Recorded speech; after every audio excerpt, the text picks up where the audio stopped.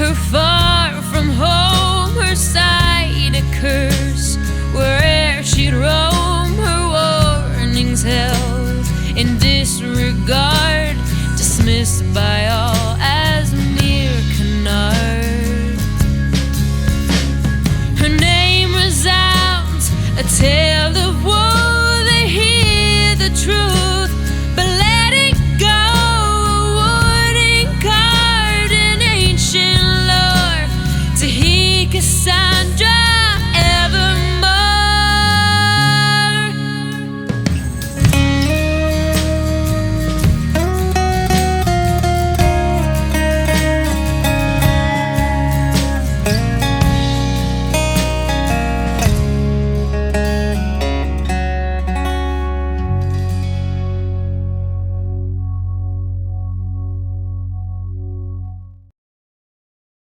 The Hobbit by J.R.R. Tolkien. In a comfortable hobbit hole at Bag End, in the pleasant village of Hobbiton in the Shire, lived Bilbo Baggins. Hobbits were a small, plump people about half the size of humans, with furry toes and a great love of good food, drink, and the comforts of home. Bilbo was quite content with his quiet life, tending his garden and enjoying his meals, with no desire for anything beyond the ordinary. But one fine morning, the great wizard Gandalf came walking up the path to his door. Gandalf, with his tall pointed hat, long gray cloak, and staff, had known Bilbo's grandfather and spoke of adventures. Bilbo, alarmed, quickly invited him to tea the next day to be polite, and then tried to put the matter out of his mind. The next day, however, there came a knock at the door. It was not Gandalf alone, but hosts of dwarves who arrived one after another: Dwalin, Balin, Kili, Fili, Dori, Nori, Ori, Oin, Gloin, Bifur, Bolfur, Bomber, and finally their leader, Thorin Oakenshield. They filled Bilbo's home, eating his food, singing songs of their lost home under the lonely mountain, and discussing their quest to reclaim their ancestral treasure from the dragon Smaug, who had driven them out long ago. Gandalf had recommended Bilbo as a skilled burglar to help them on this adventure, much to Bilbo's astonishment.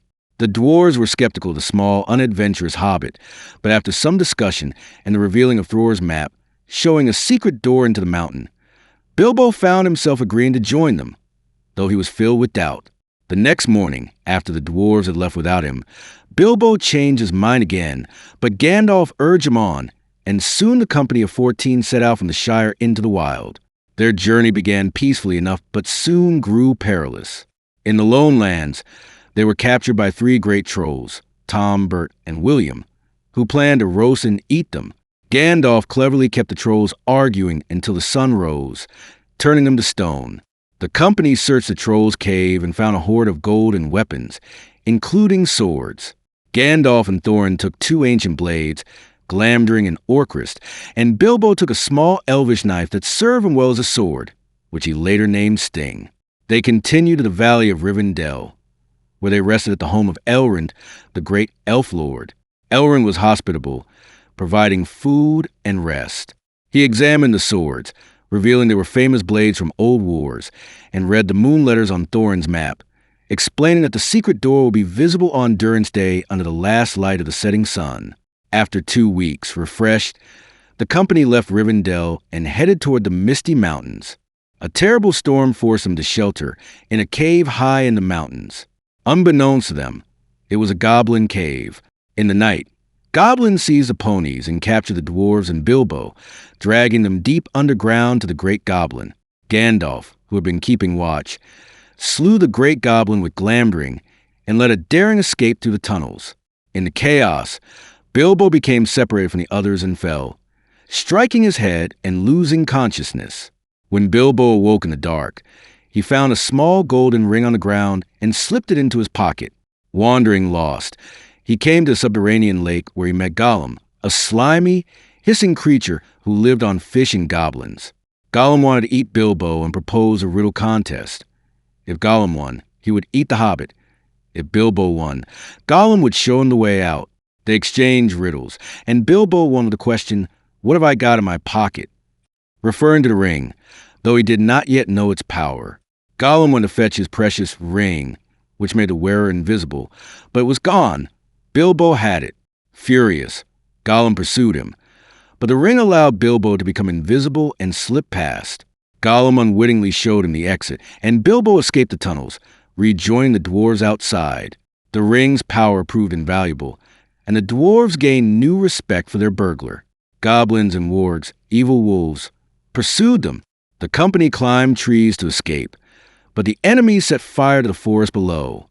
Gandalf set pine cones ablaze and threw them down, scattering the foes, but rescue came from the great eagles, who carried them to safety.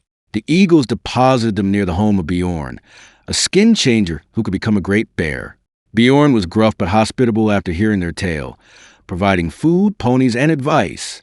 He warned them about the dangers ahead and sent them on their way with provisions. Gandalf left the company at the edge of Mirkwood Forest to attend to other business, cautioning them to stay on the path. The forest was dark and oppressive. The dwarves grew hungry and strayed toward lights of feasting elves, only to be caught in the webs of giant spiders. Bilbo, using his ring to become invisible, fought the spiders with Sting, slaying many and rescuing his companions. He named his sword Sting after this first kill. Free but exhausted, they were soon captured by wood elves led by the Elven King and imprisoned in the Elf King's halls. Bilbo, invisible, evaded capture and devised a plan. He stole keys and packed the dwarves into empty wine barrels, which were thrown into the river and floated downstream to freedom. Bilbo rowed atop one barrel, getting wet and cold but succeeding in the escape. The barrels reached Lake Town on the Long Lake, a settlement of men near the Lonely Mountain. The people of Lake Town, led by their master, welcomed the dwarves as fulfillers of old prophecies about Smaug's defeat and the return of wealth. After resting and resupplying, the company proceeded to the Lonely Mountain. They found a secret door on the western side after much searching.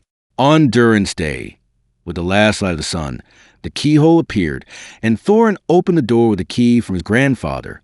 Bilbo was sent ahead as burglar to explore the dragon's lair.